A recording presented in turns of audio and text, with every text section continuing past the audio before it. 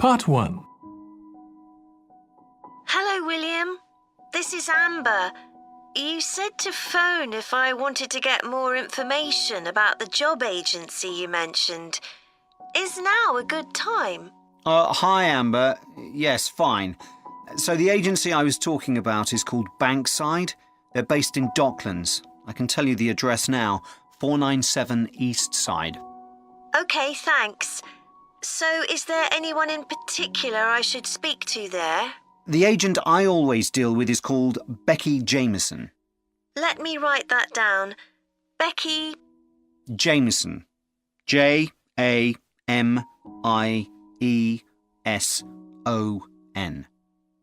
Do you have her direct line? Yes, it's in my contacts somewhere. Right, here we are. 07866 510 333. I wouldn't call her until the afternoon if I were you. She's always really busy in the morning trying to fill last-minute vacancies. She's really helpful and friendly, so I'm sure it would be worth getting in touch with her for an informal chat. It's mainly clerical and admin jobs they deal with, isn't it? That's right.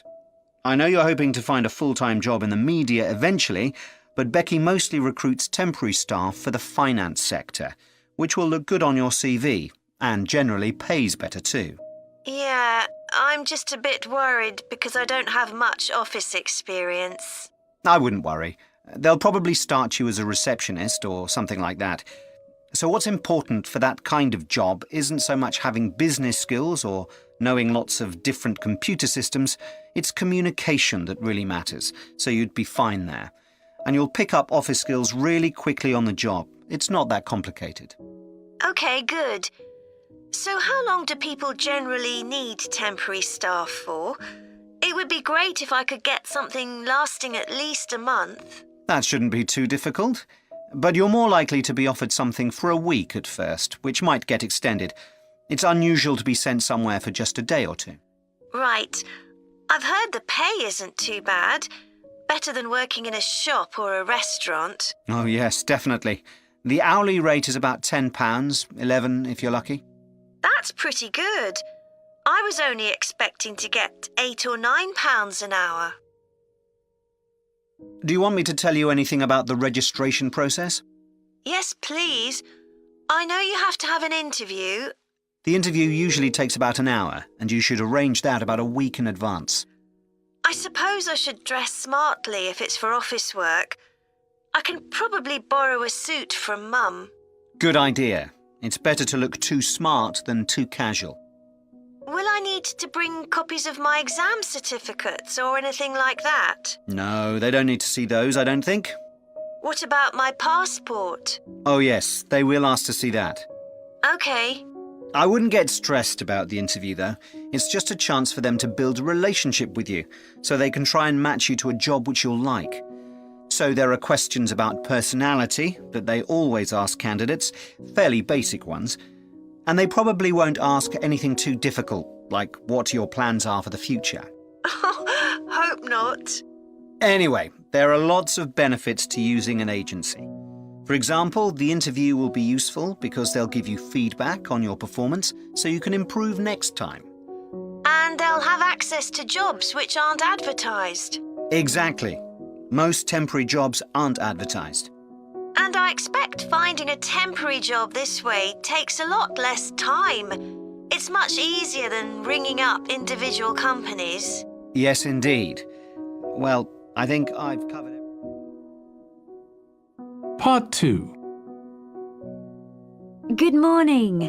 My name's Erica Matthews, and I'm the owner of Matthews Island Holidays, a company set up by my parents. Thank you for coming to this presentation, in which I hope to interest you in what we have to offer. We're a small family-run company, and we believe in the importance of the personal touch. So we don't aim to compete with other companies on the number of customers.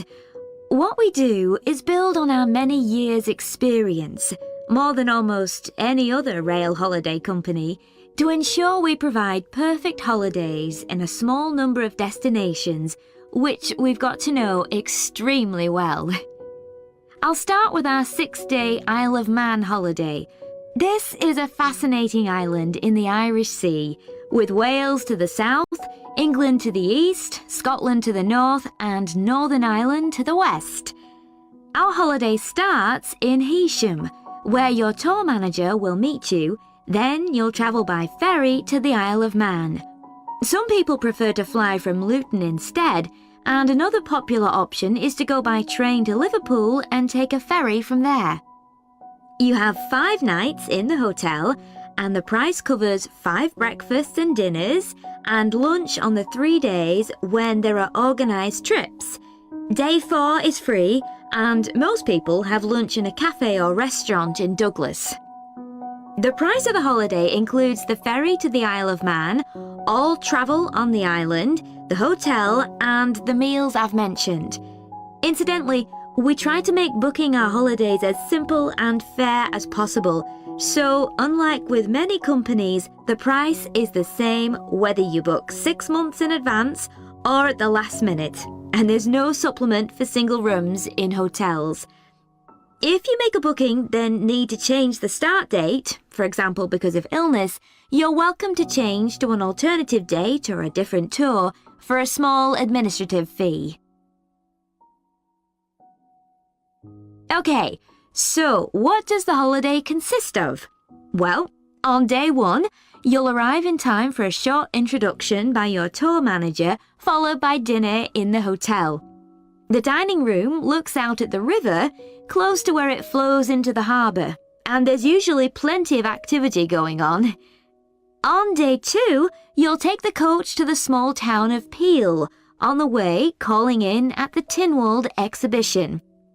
The Isle of Man isn't part of the United Kingdom, and it has its own parliament called Tynwald. It's claimed that this is the world's oldest parliament that's still functioning, and that it dates back to 979. However, the earliest surviving reference to it is from 1422, so perhaps it isn't quite as old as it claims. Day 3, we have a trip to the mountain Snaefell. This begins with a leisurely ride along the promenade in Douglas in a horse-drawn tram. Then you board an electric train which takes you to the fishing village of Laxey. From there, it's an 8-kilometre ride in the Snaefell Mountain Railway to the top. Lunch will be in the cafe, giving you spectacular views of the island. Day 4 is free for you to explore, using the pass which we'll give you. So you won't have to pay for travel on local transport or for entrance to the island's heritage sites. Or you might just want to take it easy in Douglas and perhaps do a little light shopping. The last full day, day 5, is for some people the highlight of the holiday, with a ride on the steam railway from Douglas to Port Erin.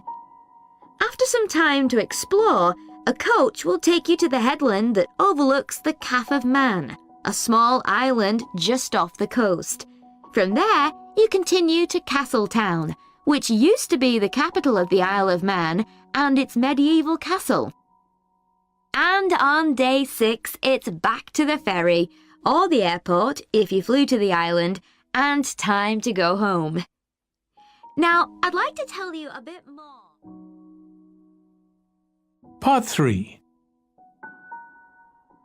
Ed, how are you getting on with the reading for our presentation next week? Well, okay, Ruth, but there's so much of it. I know. I hadn't realised birth order was such a popular area of research. But the stuff on birth order and personality is mostly unreliable. From what I've been reading, a lot of the claims about how your position in the family determines certain personality traits are just stereotypes, with no robust evidence to support them. OK, but that's an interesting point. We could start by outlining what previous research has shown. There are studies going back over 100 years. Yeah, so we could just run through some of the typical traits. Like the consensus seems to be that oldest children are generally less well-adjusted because they never get over the arrival of a younger sibling. Right, but on a positive note, some studies claim that they were thought to be good at nurturing. Certainly in the past, when people had large families, they would have been expected to look after the younger ones. There isn't such a clear picture for middle children, but one trait that a lot of the studies mention is that they are easier to get on with than older or younger siblings. Generally eager to please and helpful, although that's certainly not accurate as far as my family goes. My middle brother was a nightmare, always causing fights and envious of whatever I had. As I said, none of this seems to relate to my own experience. I'm the youngest in my family, and I don't recognise myself in any of the studies I've read about. I'm supposed to have been a sociable and confident child who made friends easily, but I was actually terribly shy. Really? That's funny. There have been hundreds of studies on twins, but mostly about nurture versus nature. There was one on personality which said that a twin is likely to be quite shy in social situations because they always have their twin around to depend on for support. My cousins were like that when they were small. They were only interested in each other and found it hard to engage with other kids. They're fine now, though. Only children have had a really bad press. A lot of studies have branded them as loners who think the world revolves around them because they've never had to fight for their parents' attention. That does seem a bit harsh. One category I hadn't considered before was children with much older siblings. A couple of studies mentioned that these children grow up more quickly and are expected to do basic things for themselves, like getting dressed. I can see how that might be true, although I expect they're sometimes the exact opposite, playing the baby role and clamouring for special treatment. What was the problem with most of these studies, do you think? I think it was because, in a lot of cases, data was collected from only one sibling per family, who rated him or herself and his or her siblings at the same time. Some of the old research into the relationship between birth order and academic achievement has been proved to be accurate, though. Performances in intelligence tests declined slightly from the eldest child to his or her younger siblings. This has been proved in lots of recent studies. Yes, although what many of them didn't take into consideration was family size.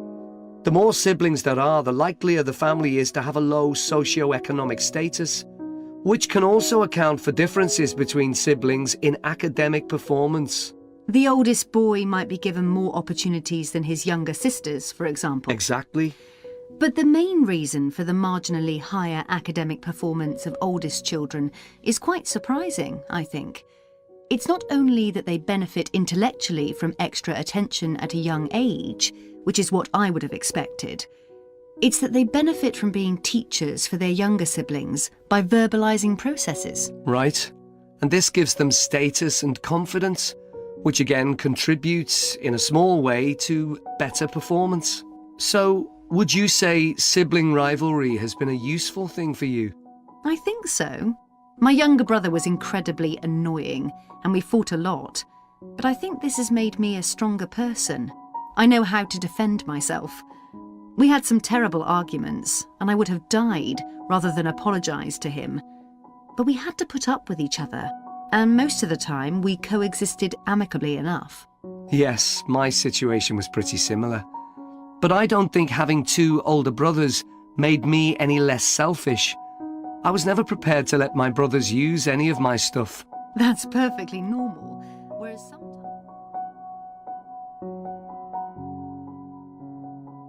Part 4.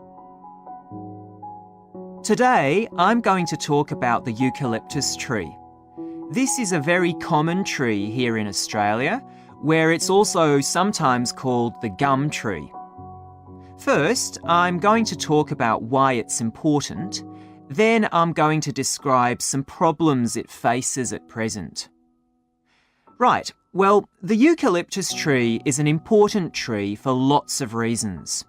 For example, it gives shelter to creatures like birds and bats. And these and other species also depend on it for food, particularly the nectar from its flowers. So it supports biodiversity. It's useful to us humans too, because we can kill germs with a disinfectant made from oil extracted from eucalyptus leaves. The eucalyptus grows all over Australia, and the trees can live for up to 400 years. So it's alarming that all across the country, numbers of eucalyptus are falling because the trees are dying off prematurely. So, what are the reasons for this? One possible reason is disease. As far back as the 1970s, the trees started getting a disease called Mundula yellows. The tree's leaves would gradually turn yellow, then the tree would die. It wasn't until 2004 that they found the cause of the problem was lime, or calcium hydroxide, to give it its proper chemical name, which was being used in the construction of roads. The lime was being washed away into the ground and affecting the roots of the eucalyptus trees nearby. What it was doing was preventing the trees from sucking up the iron they needed for healthy growth. When this was injected back into the affected trees, they immediately recovered. But this problem only affected a relatively small number of trees. By 2000, huge numbers of eucalyptus were dying along Australia's east coast of a disease known as bell miner-associated dieback. The bell miner is a bird, and the disease seems to be common where there are high populations of bell miners. Again, it's the leaves of the trees that are affected. What happens is that insects settle on the leaves and eat their way round them, destroying them as they go, and at the same time they secrete a solution which has sugar in it. The bell miner birds really like this solution, and in order to get as much as possible, they keep away other creatures that might try to get it. So these birds and insects flourish at the expense of other species, and eventually so much damage is done to the leaves that the tree dies.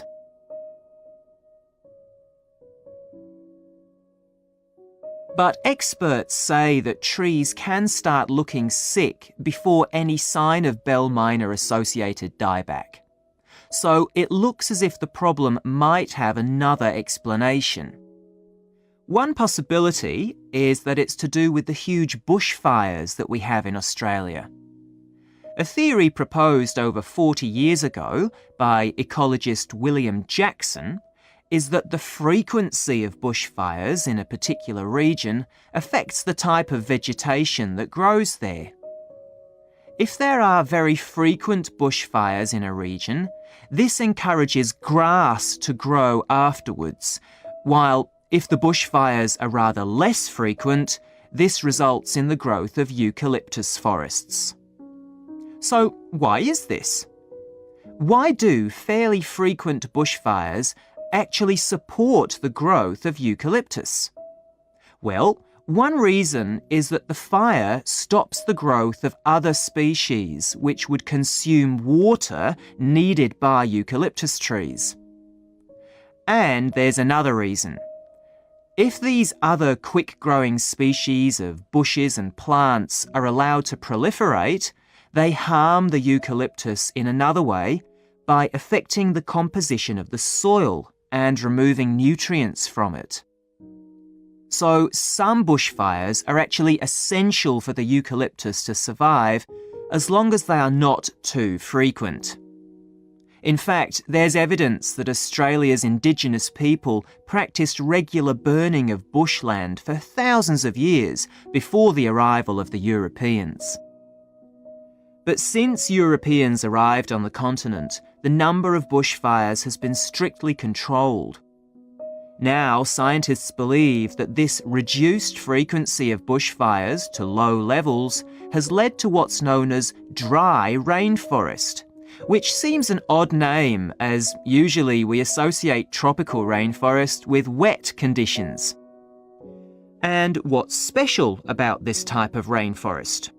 Well, Unlike tropical rainforest, which is a rich ecosystem, this type of ecosystem is usually a simple one. It has very thick, dense vegetation, but not much variety of species. The vegetation provides lots of shade, so one species that does find it ideal is the bell myna bird, which builds its nests in the undergrowth there. But again, that's not helpful for the eucalyptus tree.